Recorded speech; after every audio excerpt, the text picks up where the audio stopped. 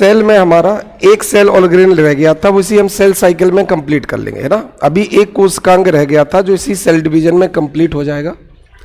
तो जो अगला टॉपिक है वो है सेल साइकिल, कोशिका चक्र, या इसी को कहते हैं कोशिका विभाजन।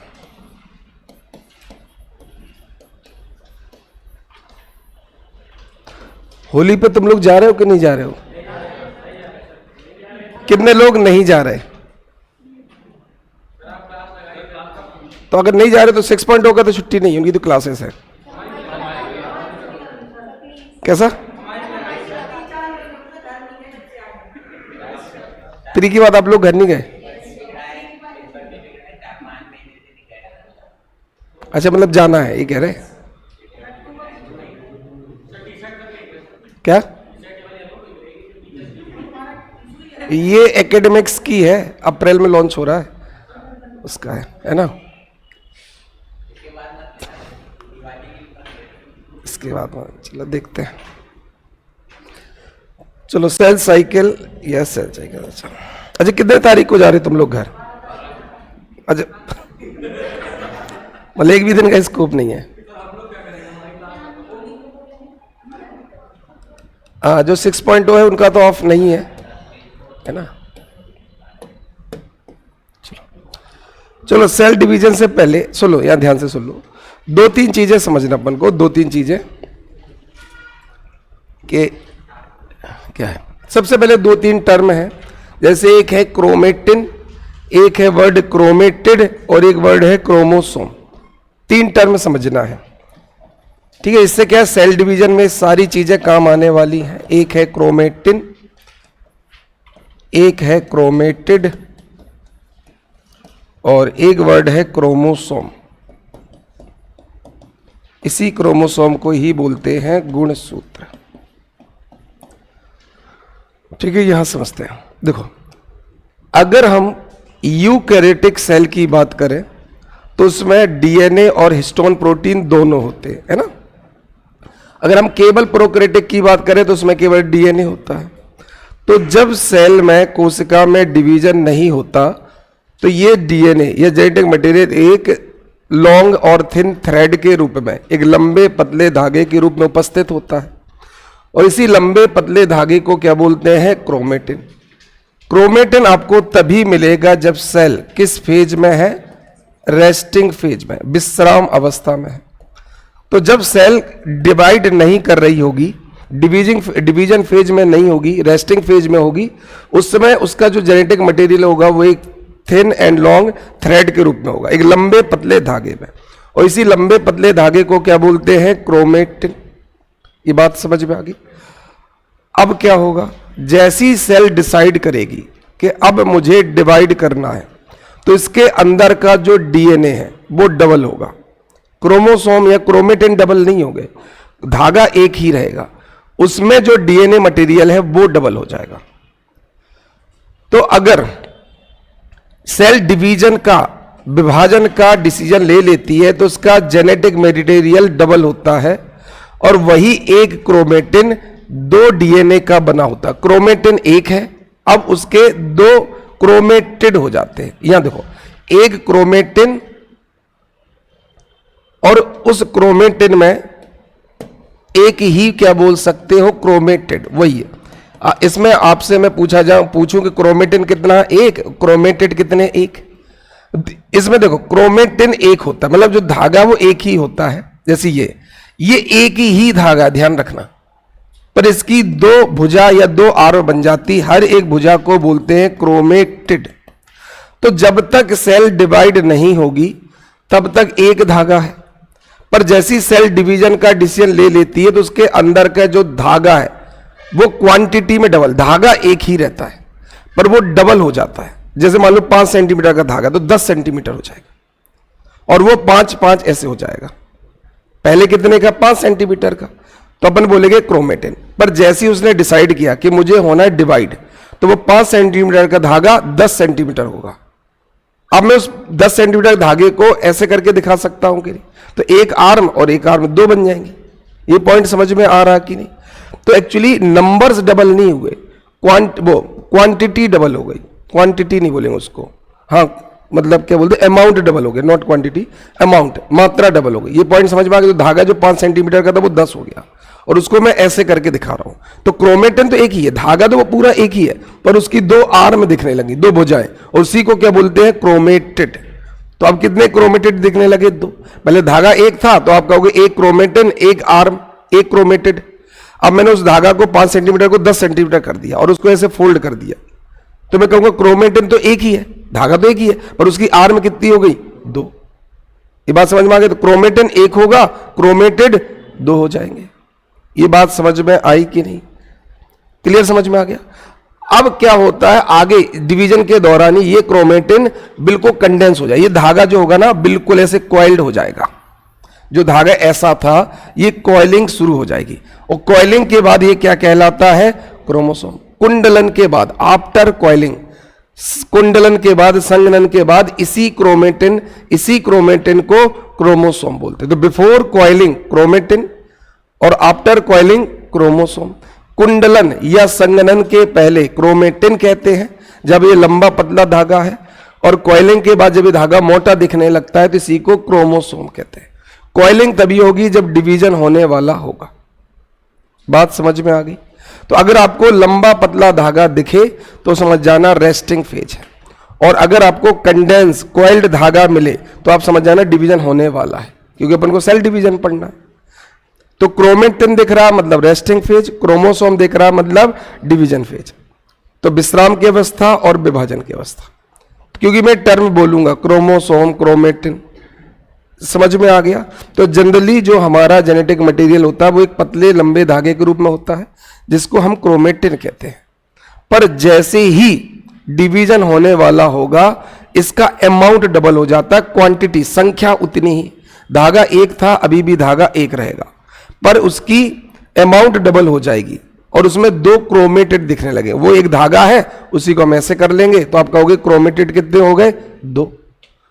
फिर डिवीजन में जैसे डिवीजन शुरू होने वाला होगा यही धागा कॉइल्ड हो जाएगा, कंडेंस हो जाएगा, थिक हो जाएगा। इसी कंडेंस कॉइल्ड थिक धागे को क्रोमेटिन की बजाय क्रोमोसोम, और इसी धागे को मैं सीधा कर दूंगा तो वो क्रोमेटिन कहलाएगा, इसी को कॉइल्ड कर दूंगा तो वही क्रोमोसोम है। वो धागा बस कॉइल्ड है, अनकॉइल्ड है। तो अगर वो कुंडलित नहीं है, संघनित नहीं है तो क्रोमेटिन, और उसमें कॉइलिंग ऐसे कर दी, स्प्रिंग टाइप की स्प्रिंग ऐसी नहीं बना देते हैं तो वो क्रोमोसोम, स्प्रिंग सीधी कर दो तो क्रोमेटिन, और फिर ऐसे कॉइल्ड कर दो तो क्रोमोसोम। तो क्रोमोसोम और क्रोमेटिन में डिफरेंस समझ में आ रहा है, क्लियर क्लियर। जनरली क्रोमोसोम में एक ही क्रोमेटिन, मतलब क्रोमेटिन में एक ही क्रोमेटिड होता है, पर कॉइलिंग के समय अमाउंट डबल हो जाता है। मान लो 5 ग्राम था तो ये 10 ग्राम हो गया, तो क्रोमेटिड 2 बन जाते हैं। क्रोमेटिन एक है, क्रोमेटिन ये भी एक ही क्रोमेटिन है, पर ये इसमें कितने क्रोमेटिड हो जाएंगे, 2 क्रोमेटिड मिलकर एक क्रोमेटिन है। धागा एक ही है, उसको हमने फोल्ड कर दिया। तो क्रोमेटिन, क्रोमेटिड और क्रोमोसोम समझ में आया। इसको मैं ऐसे दिखा सकता हूं कि ये है क्रोमेटिन, ये है क्रोमेटिन, अमाउंट डबल हो गया तो मैं ऐसा कुछ कर दिया, तो है तो ये क्रोमेटिन ही, पर इसकी ये 2 क्या बन गए, क्रोमेटिड।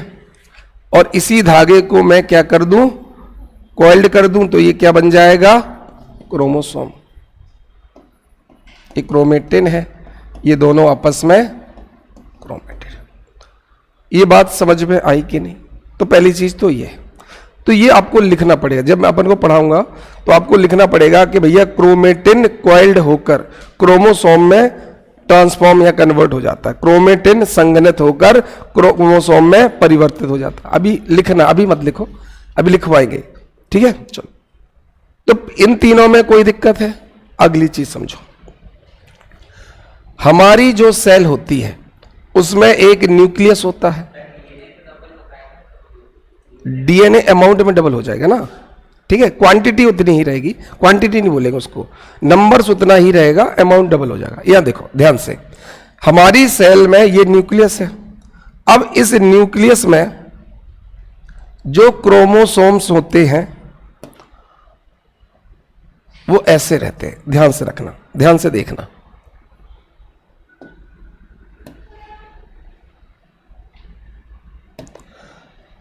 तो हमारे अंदर जो 46 क्रोमोसोम्स होते हैं, एक्चुअली वो 23 जोड़ों में होते हैं। अभी इसमें मैंने 4 जोड़े बनाए हैं, 4 पेयर्स ड्रॉ किए हैं, 5 पेयर्स हो गए हैं, 6 पेयर्स हो गए, 6 जोड़े बनाए हैं कि नहीं मैंने? क्रोमेटिन के 6 जोड़े, लंबे पतले धागे को क्रोमेटिन बोले। या मैंने 6 पेयर्स ड्रॉ किए, 6 जोड़े बनाए हैं। ऐसे हमारे पास 23 जोड़े हैं। हमारी हर सेल के अंदर कितने पेयर्स होते हैं? 23 जोड़े होते हैं। 23 जोड़े में 23 पेयर्स कुछ है ना, 23 जोड़े। 23 पेयर्स में ये बताते हैं कि इनमें से एक हमारे मेल पेरेंट से आया होगा और एक हमारे फीमेल पेरेंट से, एक माता से एक पिता से आया होगा। 23 जोड़े ये बताते हैं कि हर जोड़े का एक क्रोमेटिन या क्रोमोसोम पिता से आया होगा और एक क्रोमोसोम माता, तो एक पैटर्नल साइड से आया होगा, एक मैटरनल साइड से होगा। तो हमेशा क्रोमोसोम जोड़े में रहते हैं, ठीक है। एक पैटर्नल साइड से क्रोमोसोम और एक मैटरनल साइड, ये दोनों जोड़े में। तो हर जोड़े में एक क्रोमोसोम तुम्हें पिताजी से मिला होगा और एक क्रोमोसोम माताजी से, ये फिक्स है। तो होते टोटल कितने क्रोमोसोम है? 46। हमारी सेल के न्यूक्लियस के अंदर कितने क्रोमोसोम है? 46। अगर ह्यूमन है, डॉग्स में 78 होते हैं, तो उनके यहां 39 पेयर्स होंगे। हमारे यहां 46 है, तो हमारे यहां 23 पेयर्स होते हैं। क्लियर? तो हमारे यहां टोटल नंबर ऑफ क्रोमोसोम या क्रोमेटिन कितने हैं? 46। पर हम 46 ना बोलकर क्या बोलेंगे? 23 पेयर्स, जिससे ये बता सके कि भैया हमारे क्रोमोसोम पेयर्ड होते हैं, जोड़े में होते हैं। और अगर किसी सेल के न्यूक्लियस में क्रोमोसोम जोड़े में है, तो उस सेल को, उस कोशिका को डिप्लॉयड सेल या द्विगुणित कोशिका कहते हैं। डिप्लॉयड सेल समझ में आ गई? ऐसी सेल जिसमें क्रोमोसोम जोड़े में हो, उसको एक टर्म देंगे डिप्लॉयड सेल। ये टर्म सीखना अपन को, क्योंकि ये सब सेल डिवीजन में काम आएगा। सर हिंदी टर्म भी यूज किया करिए। देखो, इसको बोलते हैं क्रोमेटिड, इसको बोलते हैं क्रोमोसोम और इसको बोलते हैं क्रोमेटिन।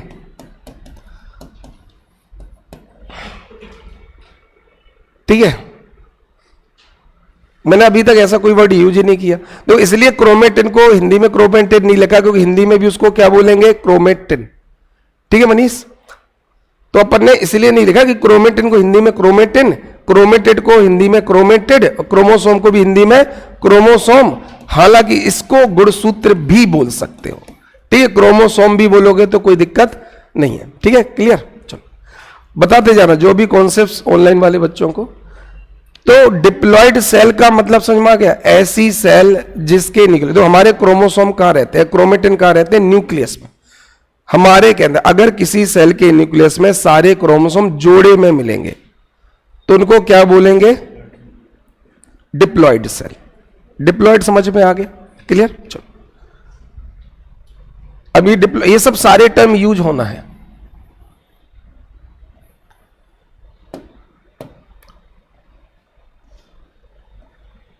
ये सारे मैंने 4 क्रोमेटिन या क्रोमोसोम बनाए हैं और ये सब सिंगल है, इनमें अनपेयर्ड क्रोमोसोम, जोड़ा नहीं है। देखो अभी इसमें क्या देख रहे हो? जोड़ा बनाए, एक पिता से, एक माता से, एक पिता से माता से। अब मैंने एक ऐसी सेल बनाई जिसमें क्रोमोसोम अनपेयर्ड है, अयुग्मित है। ठीक है, ये सब कैसे है? युग्मित, 23 युग्म है, ये सब अनपेयर्ड है। अगर किसी सेल के न्यूक्लियस में अनपेयर्ड है तो उसे हैप्लॉयड सेल कहते हैं। ऐसी सेल को अगुणित कोशिका कहते हैं।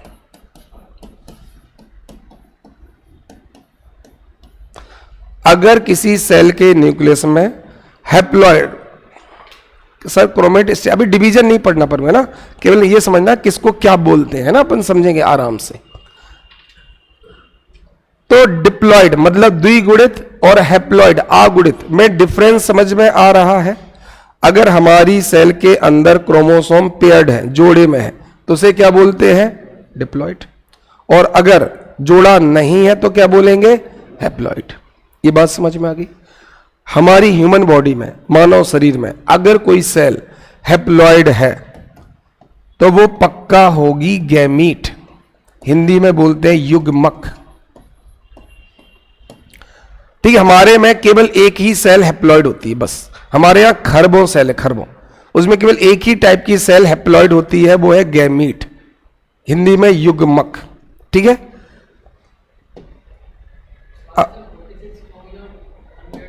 किसमें? नहीं, इसमें 23 होंगे, जोड़ा नहीं है तो 23 होगा, जोड़ा है तो 46 और जोड़ा नहीं है तो 20, आधे होंगे। और ऐसी सेल्स क्या कहलाती है? गैमीट। अगर मेल में होगी तो उसे बोलोगे मेल गैमीट, अगर लड़कों में ये गैमीट है तो उसे बोलोगे नर युग्मक, और अगर फीमेल में होगी तो उसे बोलोगे फीमेल गैमीट। अगर फीमेल की बॉडी में ऐसी सेल है जो हैप्लॉइड है, जिसमें क्रोमोसोम जोड़ा में नहीं है, तो ऐसी सेल को फीमेल गैमीट बोलेंगे। और मेल की बॉडी में होगा तो, इसका एग्जाम्पल मेल बॉडी में है स्पर्म, स्पर्म, और फीमेल की बॉडी में होगा ओवा, हिंदी में अंडज, अंडज या अंडा जो भी हो। तो मेल बॉडी में जो स्पर्म होंगे उसमें क्रोमोसोम अनपेयर्ड होंगे। स्पर्म में 46 क्रोमोसोम नहीं होते, 23 होते हैं। तो स्पर्म कैसी सेल होगी? अगुणित है, हैप्लॉइड है। और मेल फीमेल की बॉडी में जो ओवा है, अंडा है, वो भी हैप्लॉइड है।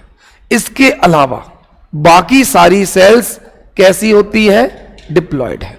उन्होंने कहा स्किन की सेल डिप्लॉइड, बालों की सेल डिप्लॉइड, नाखून डिप्लॉइड, हाथ की, पैर की, हर जगह की सेल, आंख की, कान की, ब्रेन की, सब डिप्लॉइड। केवल केवल गैमीट हैप्लॉइड होते हैं, केवल युग्मक होते हैं आगुड़े, जोड़ा नहीं होता। मेल में मेल गैमीट नर युग्मक और फीमेल में फीमेल गैमीट। वर्ड समझ में आ गया? तो हमारी बॉडी में सारी सेल्स, सारी कोशिकाओं में क्रोमोसोम जोड़े में होते हैं एक्सेप्ट गैमीट। हमारे शरीर में युग्मकों के अलावा हर कोशिका में क्रोमोसोम जोड़े में है। तो सब में 46। तो अगर मैं स्किन से एक सेल निकालूंगा उसके न्यूक्लियस में 46, बालों से सेल निकालूंगा उसमें 46, आप कहीं से भी नाखून काटोगे उसकी हर एक सेल में 46, पर गैमीट में 46 नहीं होते। उसमें कितने होते हैं? 23। मेल गैमीट हो तो भी 23, फीमेल गैमीट हो तो भी 20। युग्मक मतलब 23, और 23 मतलब हैप्लॉइड अगुणित, जिसमें जोड़ा नहीं है। डिप्लॉइड द्विगुणित, द्वि मतलब लिखा ये दो है, उसको बोलते हैं डिप्लॉइड। तो डाई मतलब 2 होता है, तो जहां क्रोमोसोम 2 के जोड़े में होगा उसे डिप्लॉइड, और जहां जोड़े में नहीं होगा वो हैप्लॉइड। तो क्या ह्यूमन बॉडी में, अच्छा ह्यूमन बॉडी में, मानव शरीर में हैप्लॉइड होता है या डिप्लॉइड? किस तरह की सेल्स मिलती हैं? दोनों मिलती हैं। गैमीट बस हैप्लॉइड है, अगुणित है, बाकी सबके सब डिप्लॉइड है। और जितने भी टर्म्स यूज कर रहे हैं सब सेल डिवीजन में आएंगे, तो हमें लिखना पड़ेगा कि यहां डिप्लॉइड है या हैप्लॉइड है। तो डिप्लॉइड मतलब द्विगुणित और हैप्लॉइड मतलब अगुणित। चलो, तो अपन ने 2-3 चीजें समझी, अभी और भी समझनी है। तो हमने क्रोमेटिन, क्रोमेटिड और क्रोमोसोम समझ लिया। जब भी वो धागा कॉइल हो जाएगा तो क्रोमोसोम, और जब कॉइलिंग खत्म हो जाएगी तो क्रोमेटिन। कॉइलिंग हो जाएगी तो उसी को क्या बोलोगे? Chromosome.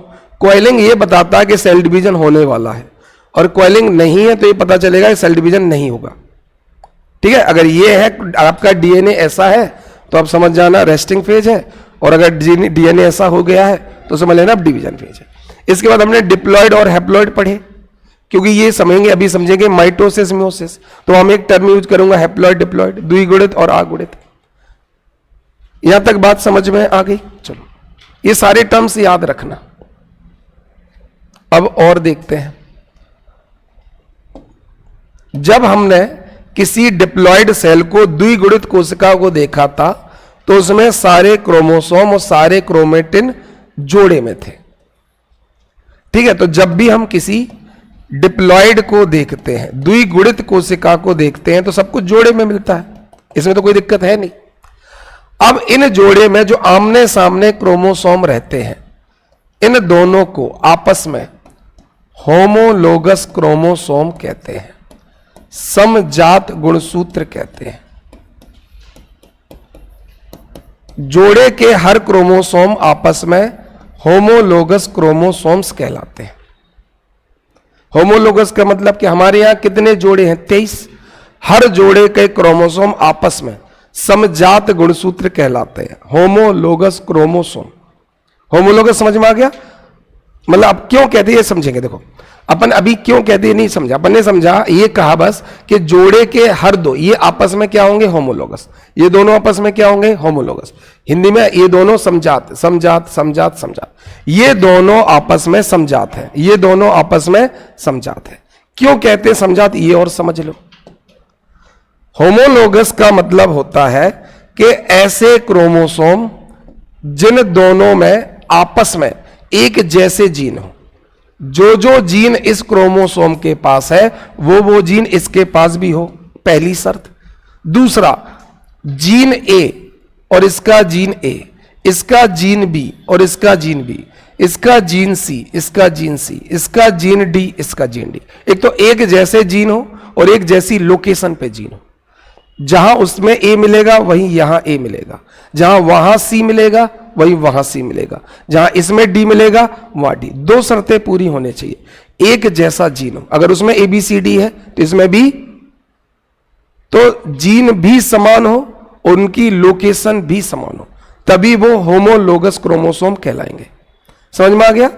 Such type of chromosome which has similar sets of gene on similar location या at similar location, ऐसे गुणसूत्र जिसमें एक जैसे जीन एक जैसी अवस्थिति पर हो, समजात गुणसूत्र कहलाते हैं। ये बात समझ में आ गए?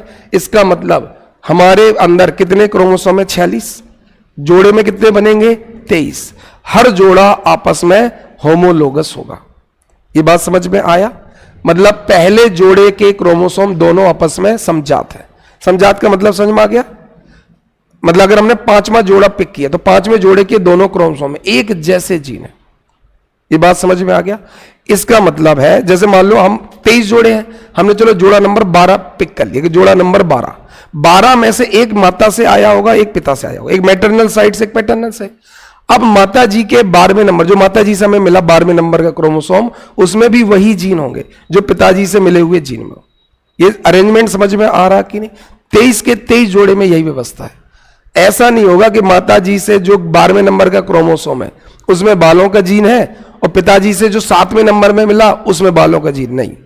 अगर 12वां जोड़ा है ना तो बालों का जीन 12वें जोड़े में ही होगा, चाहे वो माता जी की साइड हो चाहे पिताजी की साइड हो।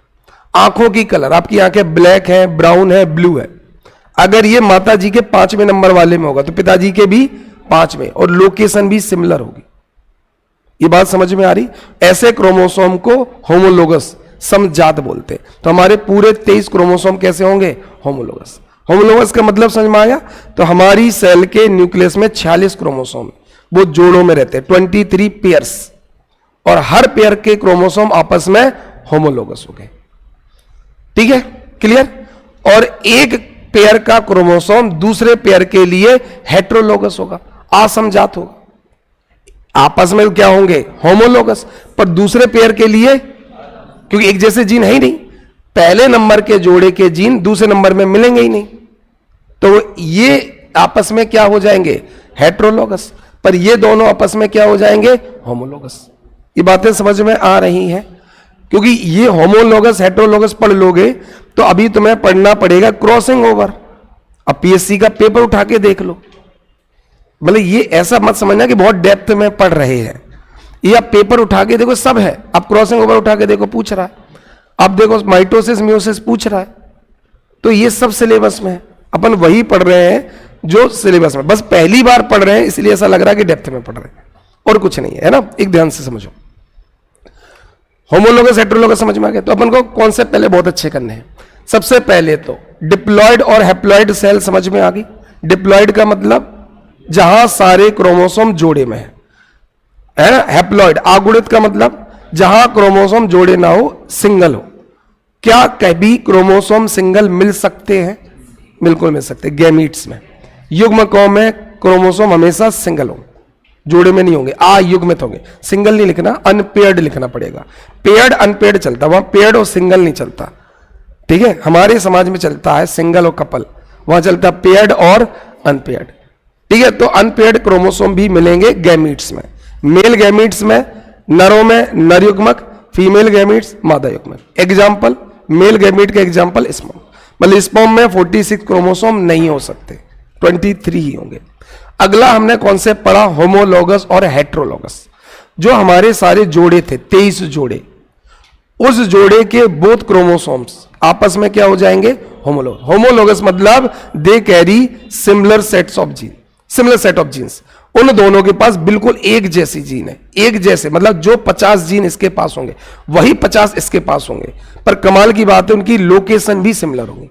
केवल जीन एक जैसे होने से कुछ नहीं होगा, हो सकता है ए बी सी डी चारों पे हो, पर यहां बी हो जाए और यहां पर, रुक जाओ, ये हो जाए, तो जीन तो चारों में बराबर, इसमें भी ए बी सी डी है, इसमें भी ए बी सी डी है, पर लोकेशन डिफरेंट हो गई। ये होमोलोगस थोड़ी होगा। एक जैसे जीन होने से भी बात नहीं चलेगी, एक जैसे जीन एक जैसी अवस्थिति पर होने पर बात चलेगी, तभी वो होमोलोगस कहलाएंगे। और सारे पेयर वाले होमोलोगस ही होते हैं। बात समझ में आई? क्लियर? और ध्यान से एक वर्ड, जब इतना ही पढ़ रहे हो तो एक वर्ड और समझ लो, या ध्यान से, इन दोनों को आपस में एलील बोलते हैं। इन दोनों को आपस में एलील बोलते हैं। ये जो जीन है दोनों के है, दोनों ए, पर ये दोनों आपस में, ये दोनों आपस में, ये दोनों आपस में, ये दोनों आपस में क्या कहलाएंगे? एलील। ऐसे जीन जो एक जैसे हैं और होमोलोगस में आमने सामने मिलते हैं, उनको क्या बोलते हैं? एलील। दोनों क्रोमोसोम को क्या बोलेंगे? होमोलोगस, समजात। ऐसे क्रोमोसोम, फिर से कंफ्यूज नहीं होना, ऐसे क्रोमोसोम, ऐसे गुणसूत्र जिसमें एक जैसे जीन एक जैसी लोकेशन में है, उनको क्या कहते हैं? ऐसे गुणसूत्र को कहते हैं समजात गुणसूत्र। पर इन दोनों जीनों को, इन दोनों जीनों को, इन दोनों जीनों को, इन दोनों जीनों को क्या बोलते हैं? एलील। क्रोमोसोम को समजात होमोलोगस और जीन को आपस में एलील बोलते हैं। ये बात समझ में आ गई? क्लियर? एलील वर्ड समझ में आ गया? क्लियर? अब यहां समझो एलील में, अगर ये सारे कॉन्सेप्ट समझ में आ गए तो मुझे आगे पढ़ाने में दिक्कत नहीं होगी। यहां ध्यान से समझना। ऑनलाइन वाले बच्चों आप और मैसेज करके बताते जाओ, है ना। अब यहां देखो, इन दोनों क्रोमोसोम्स को क्या बोलेंगे? होमोलोगस, समजात। क्रोमोसोम या गुणसूत्र आपस में क्या कहलाएंगे? समजात गुणसूत्र। ठीक है। और इन दोनों जीन को क्या बोलेंगे? एलील। इसका मतलब क्या है कि अगर ये बालों का जीन होगा तो इस तरफ भी बालों का जीन होगा। अब हो सकता है कि ये स्ट्रेट हेयर्स का जीन हो, सीधे बालों का, और ये कर्ली हेयर का जीन हो, बस ये हो सकता है। होंगे बालों के, क्योंकि जरूरी थोड़ी मम्मी और पापा में एक जैसे ही बाल हो, एक जैसे। ये आईज का जीन होगा, आईज के कलर का, तो ये भी आईज का कलर का। पर हो सकता है ये ब्लैक आई का जीन हो और ये ब्लू आई का जीन हो, ऐसा जरूर हो सकता है, पर होंगे दोनों आईज के। अगर ये हाइट का जीन हो तो ये भी पक्का हाइट का ही जीन होगा। हालांकि ये बोनेपन का जीन हो सकता है और ये लंबाई का जीन हो सकता है, कि मम्मी पापा की हाइट जरूरी थोड़ी एक जैसी हो सकता है कि मम्मी की हाइट 5'2" हो, पापा 6'2" हो। जनरली जो इंडियन सोसाइटी में, ऐसे तो मम्मी भी 6'2", पापा 5'2" होता है, पर जनरली ऐसे जोड़े नहीं पाए जाते, इसलिए मैंने जनरलाइज वे में बता दिया। तो एलील का मतलब समझ में आ रहा है? एलील का मतलब होता है एक जैसे कैरेक्टर शो करेंगे। मतलब अगर एक बालों के टाइप के लिए होगा तो दूसरा भी बालों के टाइप के लिए, पर जरूरी नहीं दोनों स्ट्रेट हेयर्स के हो। अगर एक आईज के कलर के लिए होगा तो दूसरे भी आईज के कलर, आंखों के रंग के लिए, पर हो सकता है एक काली आंखों के रंग का हो और एक नीली आंखों का रंग हो। ये बात समझ में आ रही है? ये एलील का मतलब समझ में आ गया? मतलब जिस कैरेक्टर जो मुझे जो पापा से जीन मिला है वही मुझे मम्मी से भी मिला होगा। आंखों का जीन मुझे पिताजी से भी मिला होगा और आंखों का जीन माताजी से मिला होगा, और दोनों जीन एक जैसी लोकेशन पर होंगे और एक ही जोड़े में होंगे। जोड़े वाले क्रोमोसोम होमोलोगस कहलाते हैं और ऐसे जीन को एलील कहते हैं। पहले 2024 के पहले तो एक टॉपिक जेनेटिक्स भी हुआ करता था, अगर याद हो, अगर आपने इससे पहले मेंस दिया होगा तो आज एक टॉपिक जेनेटिक्स भी होता था, उसमें तो ये बहुत डिटेल में पढ़ना पड़ता था। मेंडल आपने पढ़ा होगा, law of dominance, law of segregation, ये सब पढ़े थे कि नहीं पढ़े थे? चलो क्लियर। तो ये 2-3 टर्म समझ में आ गए। डिप्लॉयड हैप्लॉयड का कॉन्सेप्ट समझ में आ गया, जोड़ा और अनपेयर्ड वाला। पहला, ऐसा कोई बच्चा है क्या, ऐसा है कोई क्लास में जिसको समझ में ना आया हो? पहला हमने कॉन्सेप्ट पढ़ा, या तो क्रोमोसोम जोड़े में होंगे या क्रोमोसोम सिंगल होंगे, इसमें तो कोई दिक्कत नहीं, या फिर होमोलोगस होंगे। जोड़े वालों को क्या कहेंगे? होमोलोगस। उनके जीन को क्या कहेंगे? एलील। ठीक है, अब इतना पढ़ ही रहे हो तो एक चीज और समझ लो। तुम लोग जब हां कर रहे हो तो हिम्मत बढ़ ही जाती है। अब ध्यान से समझना, क्या होता है जब इनमें अमाउंट डबल होता है। ये एक क्रोमोसोम बनाया, ध्यान रखना, ये मैंने एक गुणसूत्र ही बनाया है, पर डिवीजन के समय ये डबल हो चुके हैं। क्रोमोसोम एक ही है, बस इसमें डबल क्या हो चुके हैं? क्रोमेटिड।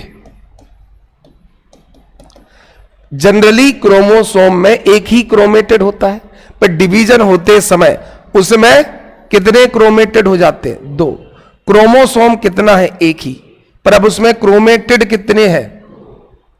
ये बात समझ में आ रही है? ध्यान से, ये क्रोमेटिड।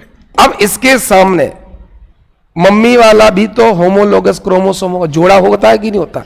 ये मान लो पिताजी वाला क्रोमोसोम है, ये माताजी वाला क्रोमोसोम है। पिताजी वाले क्रोमोसोम में 2 क्रोमेटिड बन चुके हैं क्योंकि अब डिवीजन होने वाला है, डबल हो चुका है। वैसे डबल नहीं होते, पर डिवीजन के समय डबल हो जाते हैं।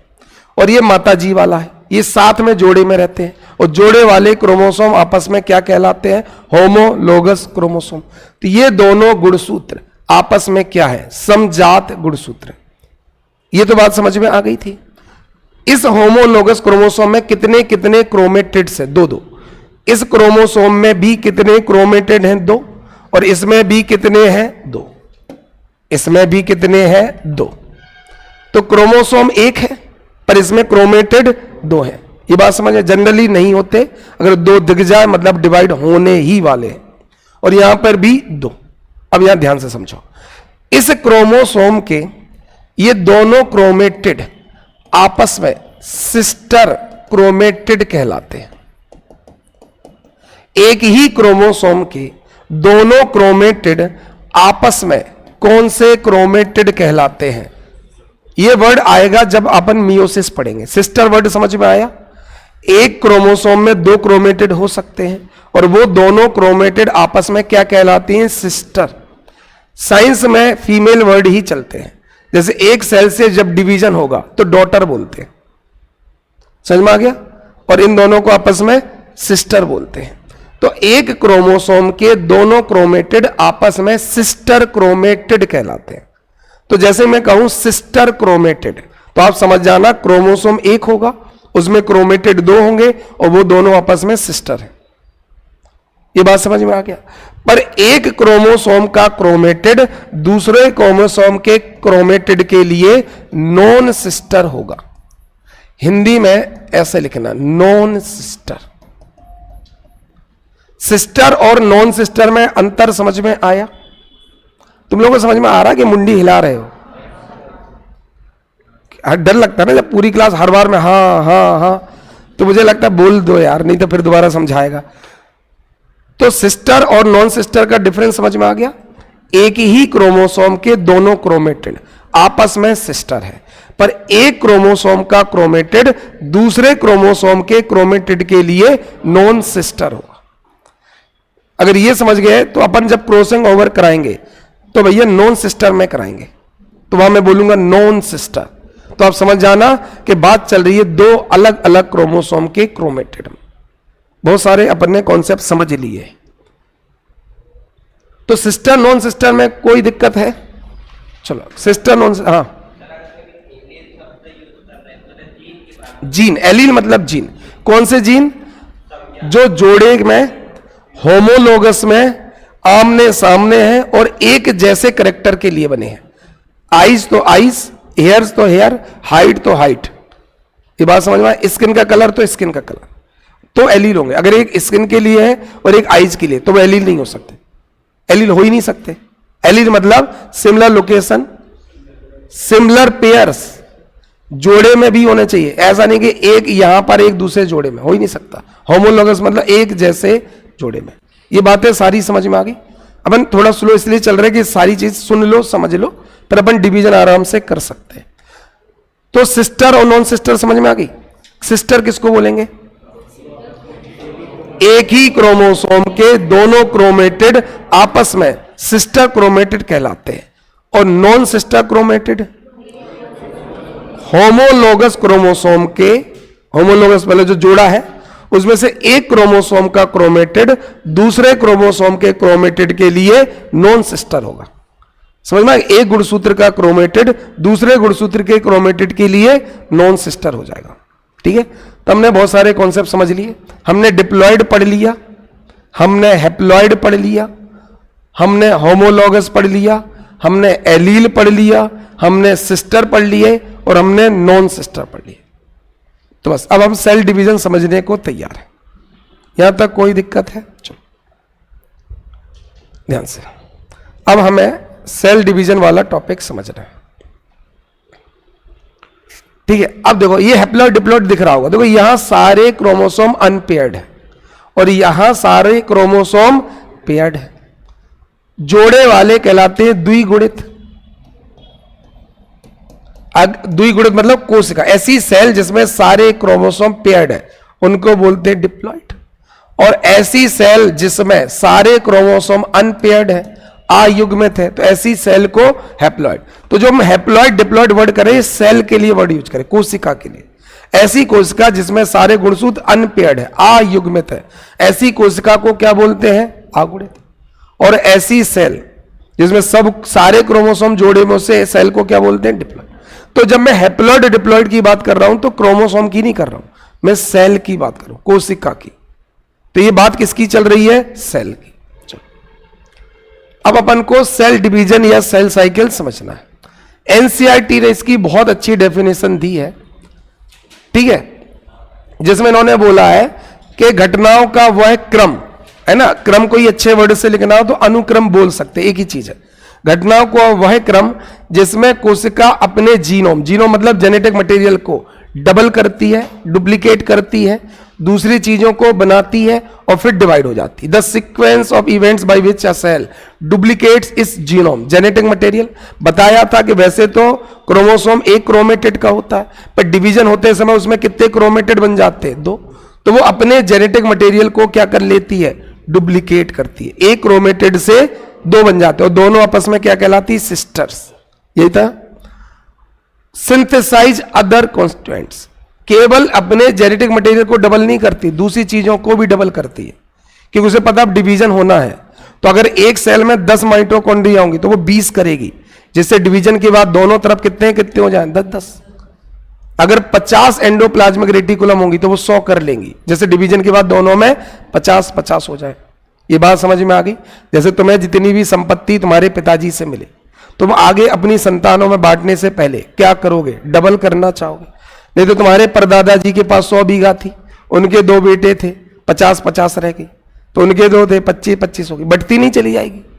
तो अपन को क्या करना पड़ेगा? ना केवल जेनेटिक मटेरियल डबल करना पड़ेगा, बाकी दूसरी चीजों को भी सिंथेसाइज करना पड़ेगा, एंड इवेंचुअली लास्ट में डिवाइड हो जाएगी। इन सारी इवेंट्स के सीक्वेंस को सेल साइकिल कहते हैं। पूरी घटनाओं का अनुक्रम सेल साइकिल, कोशिका चक्र कहलाता है। सेल साइकिल ये एनसीईआरटी की डिवीजन, ये हर ने इसी को ही फॉलो किया। बहुत अच्छा कि उसमें सब कुछ लिखा। घटनाओं का वह क्रम जिसमें कोशिका अपना जीनोम मतलब जेनेटिक मटेरियल डबल करती है, दूसरी चीजों को भी बनाती है और अंत में विभाजित हो जाती है। घटनाओं के इन सारे क्रम को सेल साइकिल या सेल डिवीजन कहते हैं।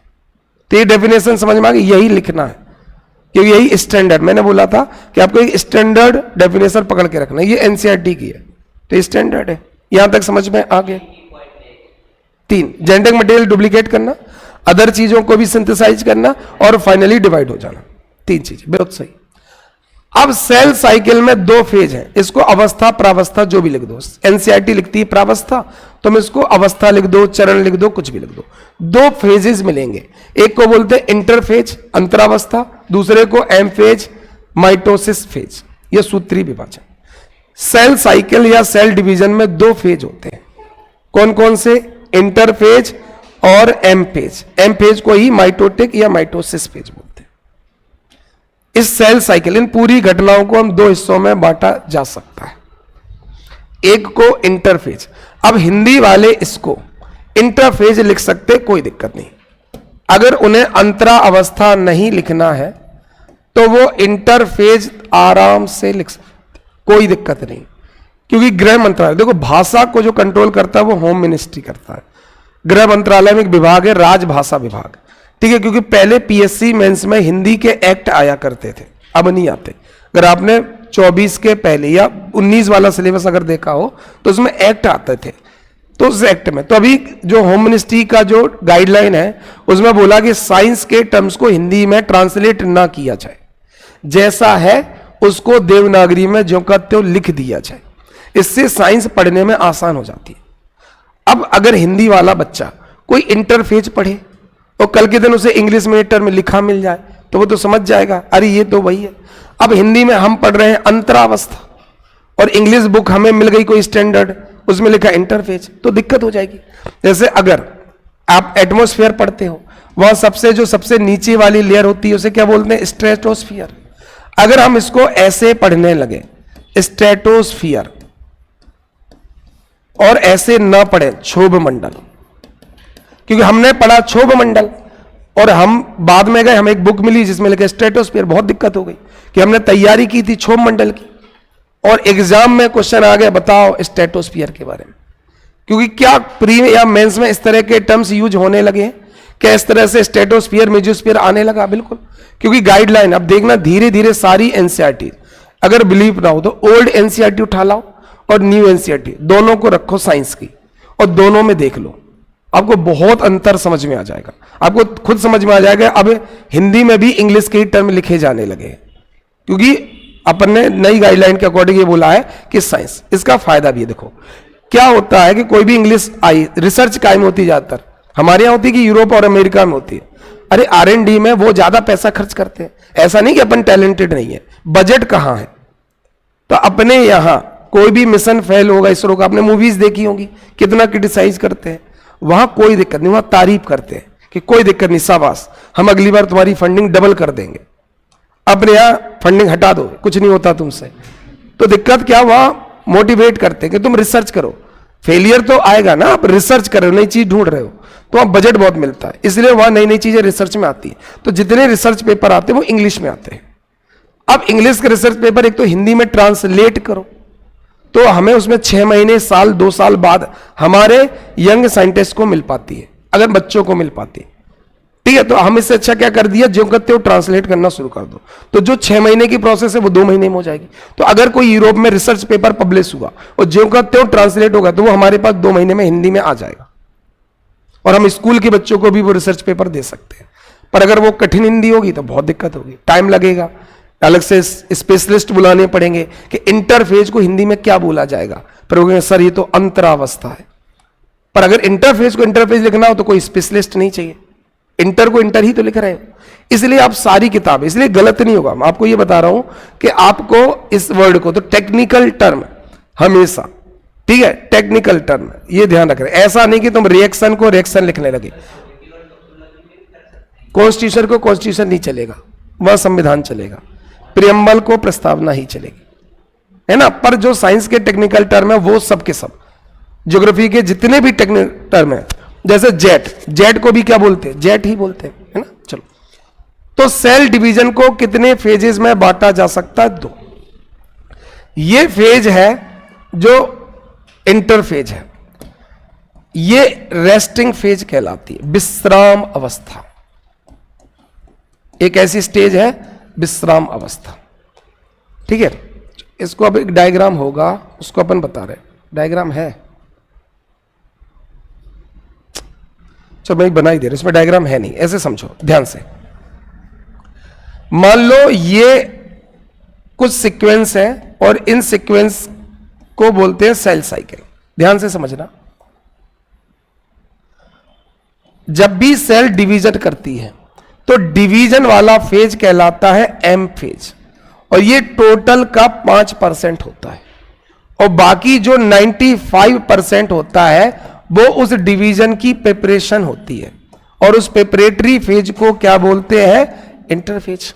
तो वैसे तो उसको लोग रेस्टिंग फेज बोलते हैं, पर रेस्टिंग फेज अच्छा वर्ड नहीं है, उसको प्रिपरेटरी फेज बोलो तो बहुत अच्छा है।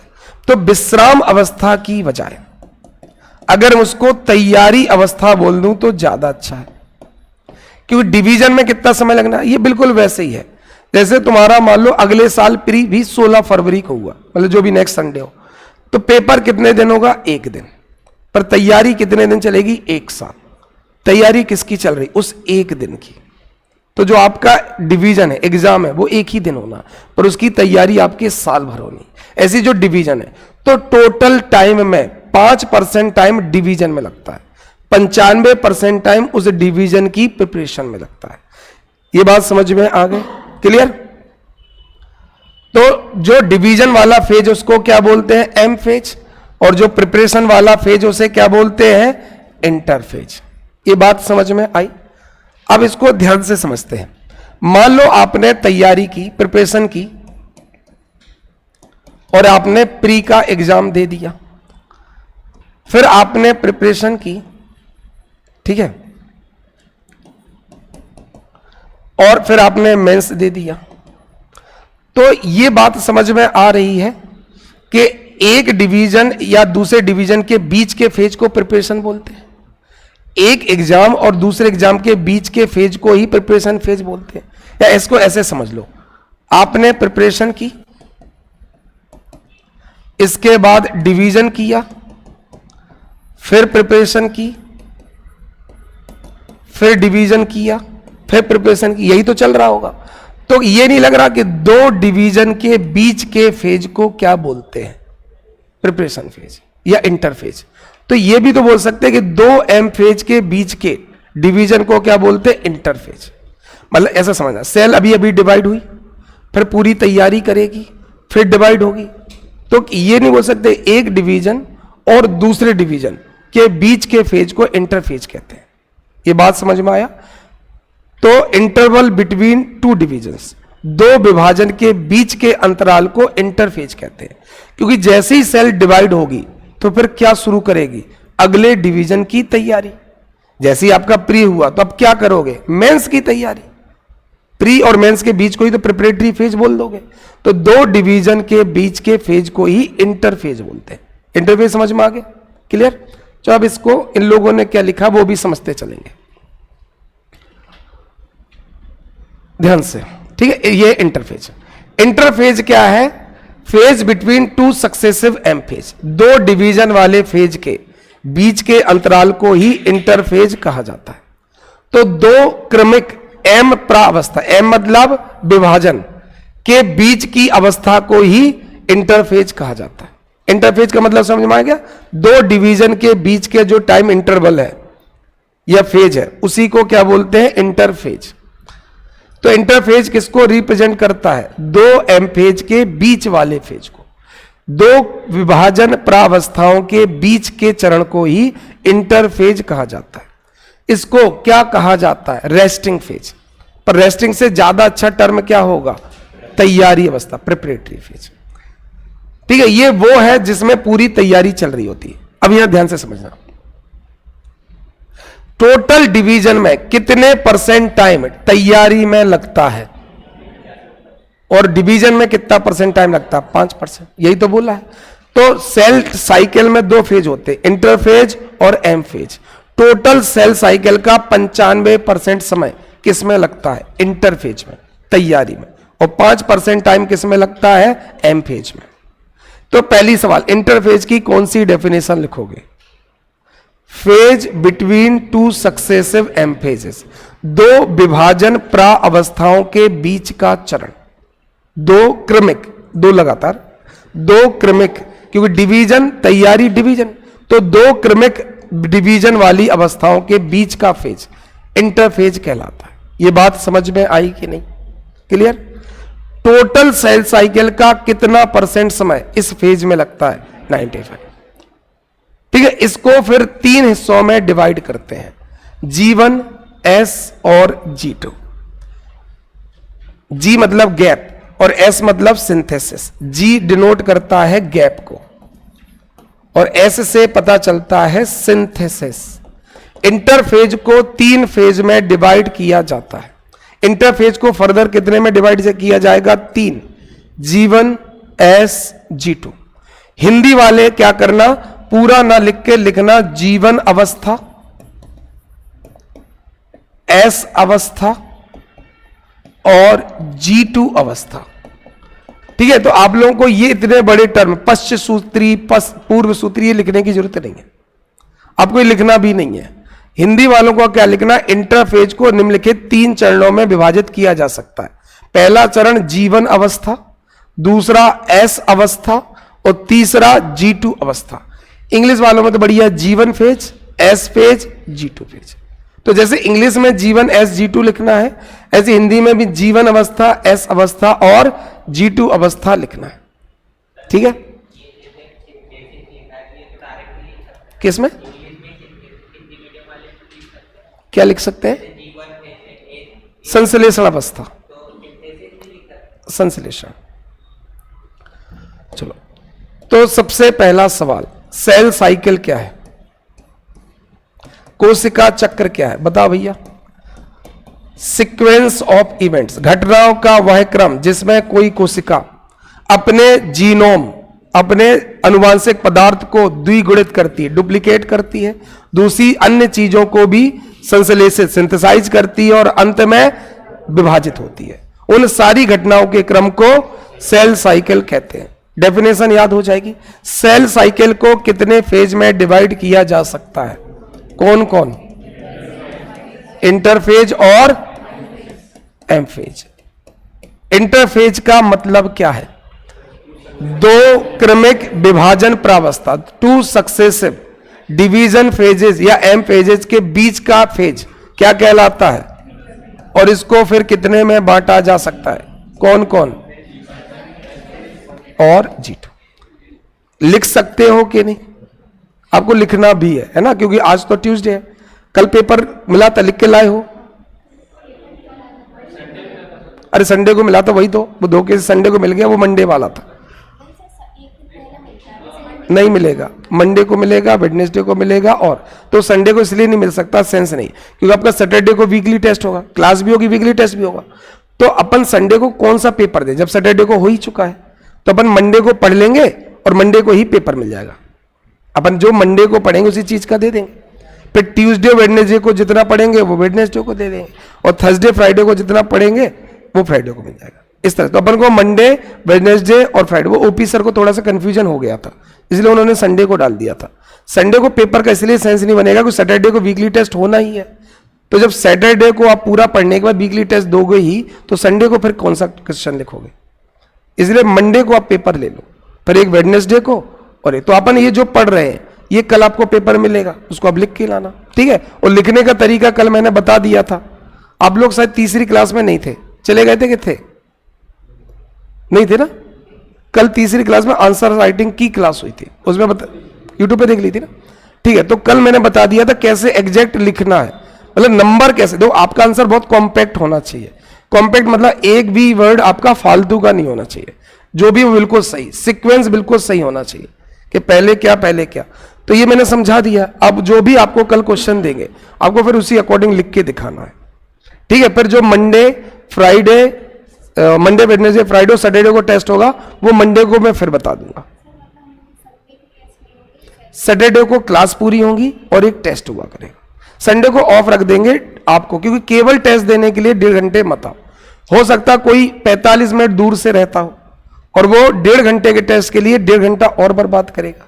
तो हमने सोच लिया कि सैटरडे को तीनों क्लास और सैटरडे को ही टेस्ट रख देंगे। तो तीनों क्लास लो, टेस्ट दो, और संडे को रिवाइज जो भी काम है, लड़कों को बहुत सारे काम, कपड़े धोना, मार्केट जाना, बहुत सारे काम रहते हैं, है ना। और फिर जब ये सिलेबस बहुत ज्यादा होगा तो फिर आपको रिवीजन के लिए भी डेज चाहिए पड़ेंगे। ठीक है, और तब लगने लगेगा कि केवल टेस्ट दे रहा हूं। कई बच्चे टेस्ट देने इसीलिए नहीं आएंगे कि इतनी दूर क्यों जाए। ये बात समझ में आ गया। पर क्लास वाले दिन ही टेस्ट होगा तो अपन क्या करेंगे, 2 क्लास ले लेंगे फिर टेस्ट रख देंगे, या 1 क्लास ले लेंगे फिर टेस्ट। तो टेस्ट लास्ट में नहीं रखेंगे, हाँ, चांस से नहीं रहेगा। तो 1 क्लास हाँ, एक क्लास के बाद ही टेस्ट। तो शुरुआत में टेस्ट नहीं रखेंगे, बच्चा टेस्ट के बाद आएगा। तो पहले क्लास, फिर टेस्ट, और फिर 2 क्लासेस। 2 क्लास के बाद टेस्ट नहीं रखेंगे, बच्चे के एक क्लास के चक्कर में टेस्ट देना पड़ेगा। तो एक क्लास, फिर टेस्ट, फिर बाकी 2 क्लासेस। इस तरह से अपन सैटरडे का शेड्यूल रख लेंगे। ठीक है।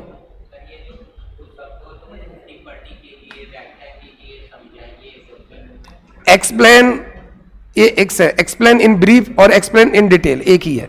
सुनो सुनो, अगर क्वेश्चन आ गया संक्षेप में समझाइए, या सुनो सुन लो, एक क्वेश्चन आया एक्सप्लेन इन ब्रीफ, संक्षेप में समझाइए, और एक आ गया एक्सप्लेन इन डिटेल, कोई मतलब नहीं। 50 शब्द का तो 50 में लिखो, 200 का है तो 200 में लिखो। अगर 200 वर्ड्स का क्वेश्चन है और लिखा है एक्सप्लेन इन ब्रीफ, तो भी कितने में लिखना है? 200 वर्ड्स।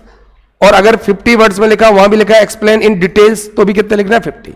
ऐसा नहीं एक्सप्लेन इन डिटेल में 50 में ही 200 शब्द में लिख डालो, और 200 में अगर लिखा है एक्सप्लेन इन ब्रीफ, तो अपन को उससे कोई मतलब, डिटेल पूछ रहे, ब्रीफ पूछ रहे, उससे कोई मतलब नहीं। वो 5 मार्कर है कि 10 मार्कर है, उस पर अपन को जाना ही नहीं है कि वो ब्रीफली पूछ रहा है कि डिटेल में पूछ रहा है। वो देखो क्वेश्चन कितने वर्ड्स वाला है। ठीक है, वो फालतू का टर्म है। ठीक है, तो अगर मैं कहीं दे दूं भाई ये 50 शब्द वाले में किस विस्तार से समझाइए, है ही नहीं, जगह ही 13 लाइन की है, क्या समझाओ। और अगर मैं 2 पेज के लिए बोलूं संक्षेप में समझाओ, तो भी 2 पेज ही भरने हैं। ऐसे नहीं मैं लिखूं कि एक्सप्लेन इन ब्रीफली और उसमें तुम 5 लाइन लिख दो, सर आपने कहा कि ब्रीफली समझाओ, तो भी आपको 200 वर्ड से लिखने हैं। ये बात समझ में आ गई? नहीं है, वो है सिंपल एप्लीकेशन। उसमें पढ़ना पड़ेगा साइंस के सारी एप्लीकेशन, जैसे केमिकल फर्टिलाइजर साइंस से ही बन रहा है, जेनेटिक इंजीनियर साइंस से ही है, केवल एप्लीकेशन समझाना है। थर्मामीटर आप बता सकते हो, डायग्नोस करते हैं, किसी को बुखार है कि नहीं बुखार, कैसे करते हो, तो वो फिजिक्स का एक एप्लीकेशन होगा। तो फिजिक्स नहीं पढ़नी, फिजिक्स का एप्लीकेशन पढ़ना है। समझ में आ गया? सारे जो केमिकल हैं, जैसे अचार, विनेगर वगैरह यूज करते हो, वो क्या है? केमिस्ट्री है। जितने एलॉय, मिश्र धातु है, वो क्या? केमिस्ट्री है। Metals, non metal, chemistry. तो सेल साइकिल में ये बता दोगे। अब एक एक करके इन तीनों को समझना है, पर ये जब तीनों समझेंगे फिर इसको समझेंगे। तो सेल साइकिल को कितने फेज में डिवाइड किया जा सकता है? 2। इसको हमने डिफाइन कर दिया और इसको भी फर्दर 3 में बांट दिया।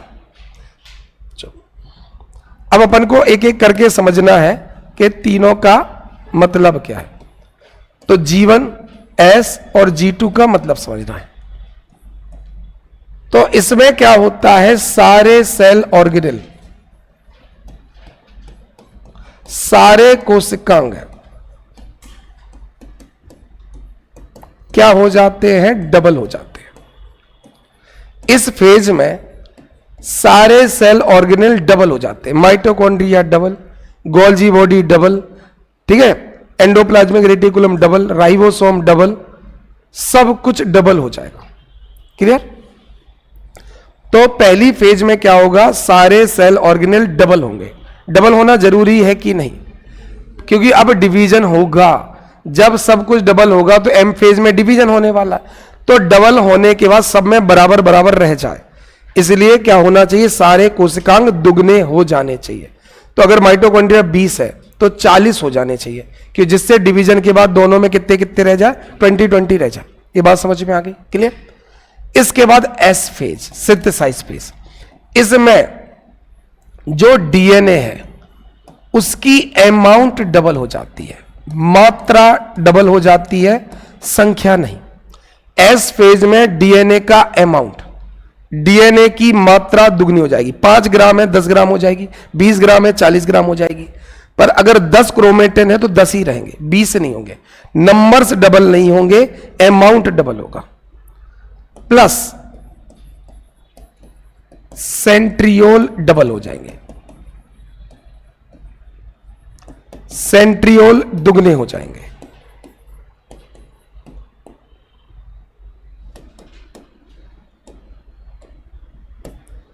सेंट्रियोल दुगने हो जाएंगे। एस फेज में डीएनए की अमाउंट डबल होगी और सेंट्रियोल डबल होंगे। अब ये सेंट्रियोल क्या होता है, जब अपन एम फेज में पढ़ेंगे तो यहां सेंट्रियोल को समझेंगे। बस यही मैंने कल छोड़ा था, सेंट्रियोल नहीं पढ़ाया था जानबूझ के, क्योंकि मुझे यहां सेंट्रियोल डिटेल से पढ़ाना है। तो सेल में मैंने केवल सेंट्रियोल छोड़ दिया है।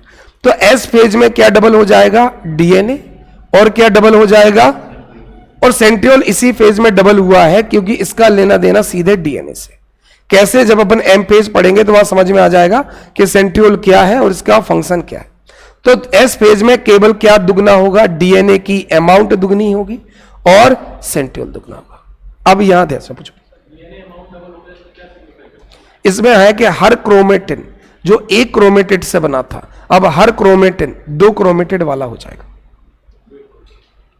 मतलब अब डबल हो गया ना, है तो क्रोमेटिन एक ही, पर एक क्रोमेटिन पहले एक क्रोमेटिड का, अब एक क्रोमेटिन 2 क्रोमेटिड का, तो अमाउंट डबल हो गई। वेट की वजह अमाउंट बोल सकते हैं, ज्यादा अच्छा, अमाउंट ज्यादा अच्छा। अमाउंट मतलब कितना जेनेटिक मटेरियल था वो डबल हो गया, वॉल्यूम नहीं बोल सकते, है तो वो अमाउंट, अमाउंट से बढ़ना तो वेट ही है, पर वेट की वजह हम उसके लिए सही टर्म क्या यूज करेंगे, अमाउंट बड़ा होगा, अमाउंट डबल होगा। हाँ, रहेंगे 46 ही क्रोमोसोम्स, पर हर 41 क्रोमोसोम में एक क्रोमेटिड की वजह 2-2 हो जाएंगे। ठीक है, अपन ने वो देखा था ना कि अपन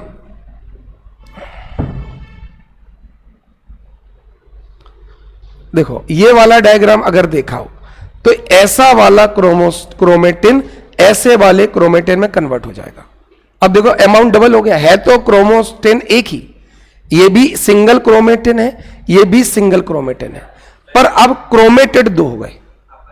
एस फेज के पहले कितने क्रोमेटिड होते हैं, 1, पर आफ्टर एस फेज कितने हो जाते हैं, 2। तो वेट हो सकता है डबल हो जाए, हमें नहीं पता, हु नोज, पर एटलीस्ट अमाउंट तो डबल हो गया। ये समझ में आ गया। तो एस फेज के पहले ऐसा क्रोमेटिन होता है, जैसी एस फेज हुआ तो ऐसा क्रोमेटिन हो जाएगा। क्रोमेटिन मतलब पहले क्रोमेटिन में एक क्रोमेटिड था, अब एक क्रोमेटिन में 2 क्रोमेटिड है। तो ये क्या डिनोट करता है कि भैया एस फेज कंप्लीट हो चुका है, तभी तो अमाउंट डबल हो गया। अब हर एक क्रोमेटिन में 2-2 क्रोमेटिड हो गए, और ये जरूरी भी है क्योंकि यही क्रोमेटिड अलग होंगे, तो डबल होना जरूरी है, तब तो आधा आधा जाएगा। जब 2 सेल्स बनेंगे तो आधा क्रोमेटिड उस तरफ चला जाएगा, आधा क्रोमेटिड इस तरफ चला जाएगा। ये बात समझ में आ गया, ठीक है। हाँ एक ही है, बिल्कुल बिल्कुल है ना। चलो, तो ये समझ में आ गया। एस फेज में, जीवन फेज में क्या होगा, सेल में सारे सेल ऑर्गेनेल्स, सारे कोशिकांग, mitochondria, ribosome, Golgi body, endoplasm, जो जो अपन ने पढ़ रखा सेल में, सब कुछ क्या हो जाएगा, डबल। एस फेज में क्या डबल होगा, डीएनए की अमाउंट डबल होगी और सेंट्रियोल्स डबल होंगे, जो इस क्रोमेटिड को खींचने वाला होगा। अब यहां ध्यान से एक चीज अपन जीवन में भूल गए, यहां ध्यान से समझना। जब जीवन कंप्लीट होगा तो अब इसके पास 2 रास्ते हैं। जब भी जीवन कंप्लीट होगा तो इसके पास 2 ऑप्शन है, या तो ये एस फेज में चला जाए और क्या कर दे, डीएनए डबल कर दे, या फिर G0 अवस्था में चला जाए। G0 एक फेज होती है, इस फेज का मतलब होता है कि वो सेल साइकिल से क्या कर गई है, एग्जिट। उसने डिसाइड किया है कि मुझे डबल नहीं, मतलब डिवाइड नहीं होना। जैसे कहने का मतलब ऐसा भी तो हो सकता है कि मान लो आप तैयारी कर रहे हो और प्री आ गया है, तो आप ये भी तो डिसाइड कर सकते हो मैंने तैयारी तो कर ली है, पर मेरा मेंस अभी तैयार नहीं है, अभी मैंने आंसर राइटिंग नहीं की, मैंने सिनॉप्सिस नहीं बनाए, शॉर्ट नोट्स नहीं बनाए, तो मैं तैयारी करने के बाद भी प्री नहीं देना चाहता। बात समझ में आ गई। तो सेल के पास, जीवन के पास 2 ऑप्शन होते हैं। जब वो सारे सेल ऑर्गेनेल डबल कर लेती है तो जरूरी नहीं वो डिवाइड हो, उसे लग रहा भी मुझे जरूरत नहीं है, तो अगर उसे लगता है मुझे डिवाइड होना ही है तो जीवन के बाद कहां चली जाएगी, एस में, और जेनेटिक मटेरियल भी डबल हो जाएगा। पर अगर उसे लग रहा कि नहीं मुझे अभी डिवाइड नहीं होना, ऐसा भी तो हो सकता है कि बच्चों ने वो कि मुझे अभी प्री नहीं देना, मुझे मेंस करना है, इस प्री को स्किप करना है, तो वो कहां चली जाएगी, G0। ये समझ में आ गया। G0 का मतलब है कि अब वो परमानेंट होगी, अब वो डिवाइड अभी नहीं होगी। पर क्या हो सकता है कि G0 से वापस किस फेज में आ सकती है।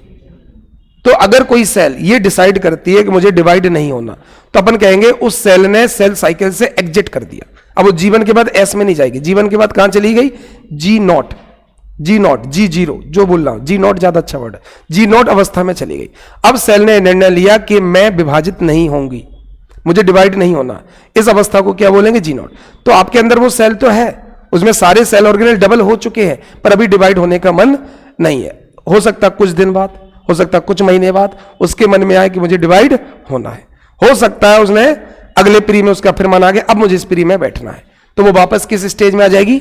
जीवन। जीवन से फिर कहां चली जाएगी? एस। तो एक बीच में जी नॉट भी आती है, मतलब जरूरी नहीं कि जीवन हो जाए तो सेल डिवाइड ही हो जाए। जीवन के बाद वो एस में जा सकती है डिवीजन के लिए, या जी नॉट में जा सकती है जिसमें वह निर्णय ले लेगी कि मुझे डिवाइड नहीं होना। तो जीवन के बाद कोशिका के सामने कितने विकल्प होंगे? दो।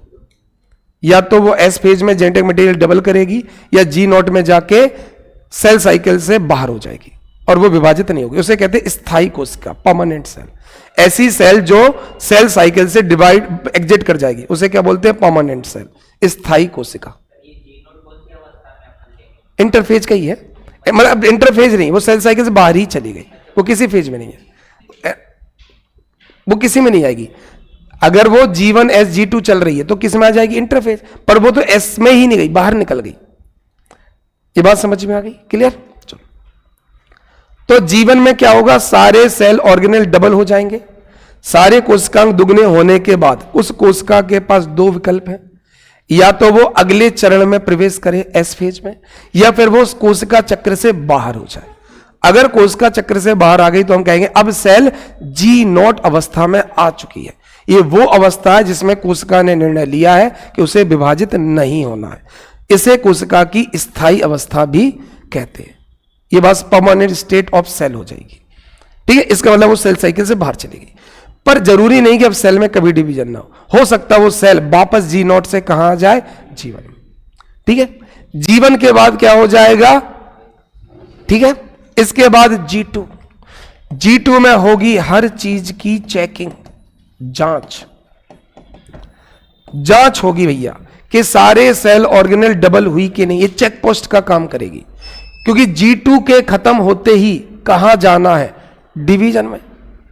भैया अब तुम्हें पेपर देने जाना है तो चेकिंग करो भैया कि पेन है कि नहीं, तैयारी है कि नहीं, रिवीजन कर लिया है कि नहीं। तो सारी चेकिंग कहां होगी? G2 में।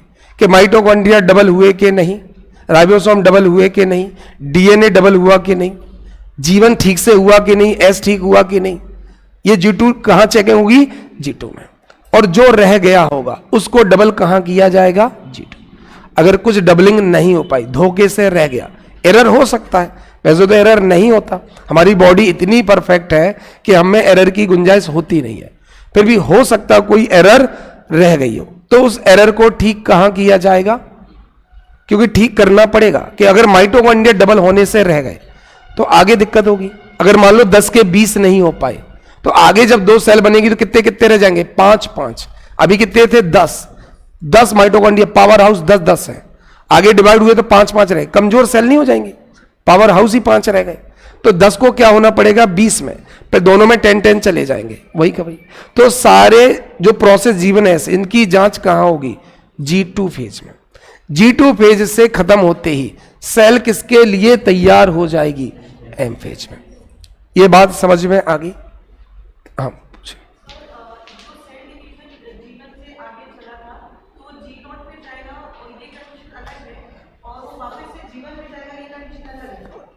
हाँ देखो, जीवन का मतलब है इंटरफेज की वो तैयारी जिसमें सारे सेल ऑर्गेनेल डबल हो रहे हैं।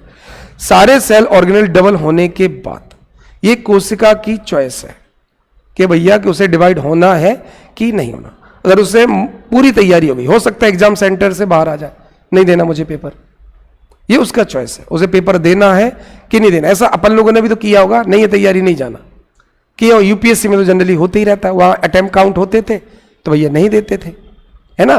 तो अगर सेल जीवन के बाद एस में नहीं गई तो अपन कहेंगे वो सेल साइकिल से एग्जिट कर गई है, और सेल साइकिल से एग्जिट कर गई, अब वो जिस स्टेट में उसे G0 बोलते हैं। ये बात समझ में? अब वो तैयारी नहीं कर रही डिवीजन की, अब वो अपनी नॉर्मल लाइफ जी रही है, पर हो सकता है कुछ समय बाद उसे वापस लगे कि मुझे डिवाइड होना है, तो वापस सेल साइकिल में एंटर कर सकती है।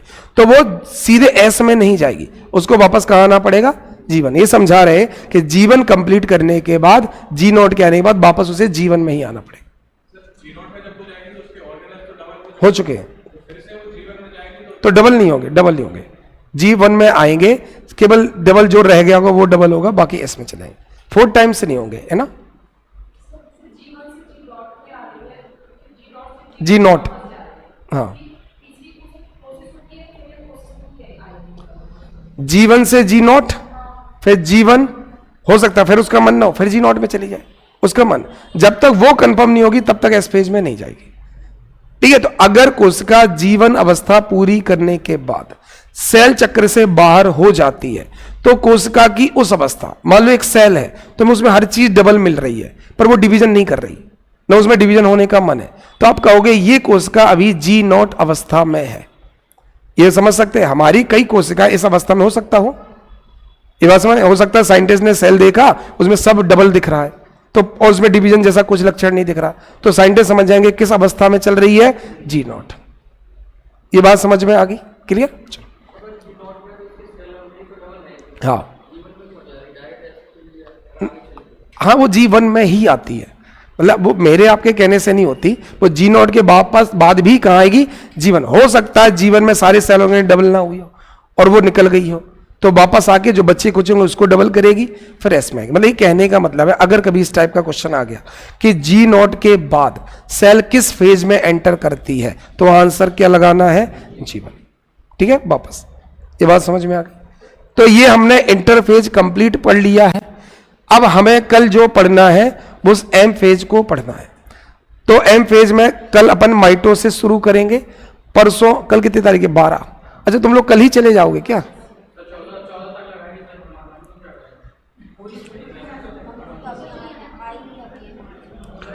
ऑनलाइन नहीं पढ़ पाओगे क्या आप लोग?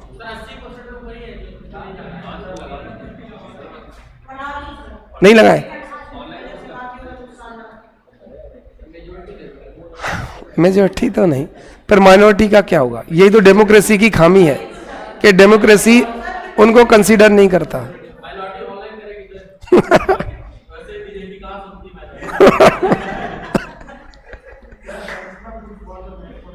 कैसा? वो डेमोक्रेसी की यही तो डेमोक्रेसी में एक ही प्रॉब्लम है, या फर्स्ट पास द पोल सिस्टम, यही तो प्रॉब्लम है कि वो माइनॉरिटीज को कंसीडर नहीं करती, है ना। अगर मुस्लिम सारे या क्रिश्चियन कुछ भी कर लें, उनका एक विधायक गुजरात में नहीं है, एमपी में भी शायद भोपाल में ही एक सीट रहती है, बाकी पूरे 230 में एक भी मुस्लिम नहीं है ना। 230 मतलब 1% भी नहीं, 230 का 1% होता है 2.3, इतने भी मुस्लिम एमएलएज नहीं है, जबकि मुस्लिम की पॉपुलेशन 14, 15, 16 कुछ तो परसेंटेज होगी। तो जितनी पॉपुलेशन उतने उनके एमएलएज नहीं है, ड्यू टू डेमोक्रेसी। अगर यही कौन सा सिस्टम होता, रिप्रेजेंटेटिव सिस्टम, प्रतिनिधि वाला सिस्टम, कि जितना परसेंट पॉपुलेशन होगी उतना परसेंट आपका एमएलएज होगा, एमपीज होगा, तो उसको बोलते हैं, क्या बोलते हैं उसको, राष्ट्रपति की सिस्टम, प्रोपोर्शनल रिप्रेजेंटेशन सिस्टम, आनुपातिक प्रतिनिधित्व। ठीक है, इसीलिए ज्यादा अच्छा चलता है, पर अभी तो नहीं है। ठीक है, तो अपन सबकी सुनेंगे, छुट्टी कर लो, कोई दिक्कत नहीं है। ठीक है, 6 पॉइंट है, तुम लोग चाहो तो दूसरे बैच की क्लासेस चलेंगे, उस पर चाहो तो बैठ सकते हो, उसमें इकोनॉमी चल रही है और इकोनॉमिक सर्वे होगा उसमें। हाँ, इकोनॉमिक सर्वे तो यार तुम्हें भी कराना था यार, इकोनॉमिक सर्वे ऑनलाइन देख सकते हो। ऐसा करेंगे, तुम लोग आ जाओ, साइंस नहीं पढ़ाएंगे, इकोनॉमिक सर्वे पढ़ा देंगे, क्योंकि आज इकोनॉमिक सर्वे रिलीज हो रहा है, 11 मार्च आज इकोनॉमिक सर्वे रिलीज हो रहा है। ये इकोनॉमिक सर्वे तुम्हारे इस मेंस, अगले मेंस और प्री सब में काम आएगा। तो अपन पूरी होली में इकोनॉमिक सर्वे को कंप्लीट कर लेंगे। ठीक है, ओके। जिनका, हाँ नहीं, पूरी फीस का नहीं लेंगे, इकोनॉमिक सर्वे ऐसा करेंगे, यूट्यूब पे दे देंगे, यूट्यूब पे दे देंगे। हाँ, किसकी? 13, 14, 15, 16 को संडे को क्लास है कि नहीं है पता नहीं। अच्छा, 16 तक लिखा, तो 17 से क्लास है, तो 4 दिन अपन इकोनॉमिक सर्वे पढ़ लेंगे। 13, 14, 15, 16 4 दिन की छुट्टी है। ठीक है, क्योंकि इसलिए ओपी सर ने दे दिया, वो लगा ये नया बैच है, बच्चा मंडे को ही आएगा, इसलिए रख दिया, अपन 4 दिन इकोनॉमिक सर्वे पढ़ेंगे। तो आप लोगों की 7.0 की इकोनॉमिक सर्वे की क्लास रहेगी, तो साइंस की रोक देंगे। हाँ, यहीं पर, हाँ यूट्यूब पे मिलेगी।